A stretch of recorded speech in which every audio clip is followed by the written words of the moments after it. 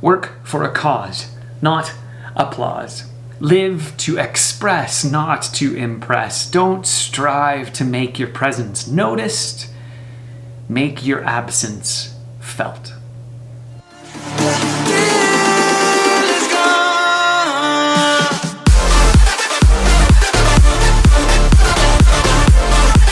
Now, this quote is helpful for us to remember that we're not out to please other people, and we don't live our lives in order to make others happy for us or about what we do. We pursue something that is worthy of pursuing, pursue a cause. But not all causes are equal, and not all ways or reasons why we engage in causes is helpful. I recently read a book called The Ones We're Meant to Find. It's basically about two sisters, Celia and Kay. Celia is one of those people who's extremely talented in social interactions. She has tons of friends. She impresses so many people, and everybody wants to be and to be seen with her. And Kay, on the other hand, is someone who's very socially awkward, doesn't really understand how to interact with people. Her brain functions more logically than emotionally, and she doesn't understand how people function emotionally. And both of them are jealous of the other. Kay is jealous of Celia's social ability and the way that she interacts with others and is led by her heart, even though she doesn't understand what it means to be led by the heart.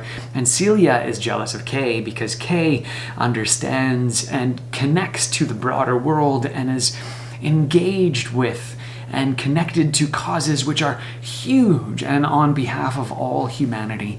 And it's Celia's desire that Kay find a cause worth fighting for that really drives a lot of the storyline.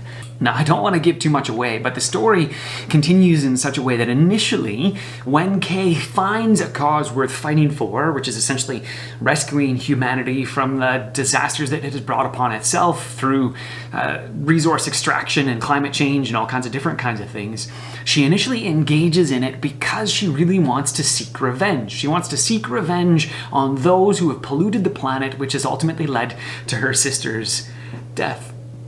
And as you go through the story, you recognize that that's not a good motivation.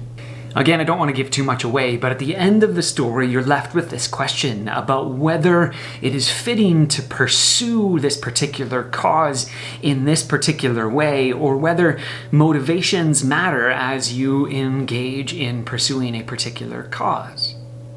And so the question for us as we go into this work week, particularly for us who are Christians, who seek to engage in the world in a way that God has called us to become better people and to make this world a better place, to be more loving and just and kind and good and faithful and all those things that we call the fruit of the Spirit, and to make the world a place that shows God's shalom, the way things are meant to be. As we engage in the world, it's important for us to remember that we should pursue God's kingdom, His shalom, and the things He would ask us to pursue first of all, and to do it in a way that brings glory and honor to Him, that makes Him look like someone who is worthy of following.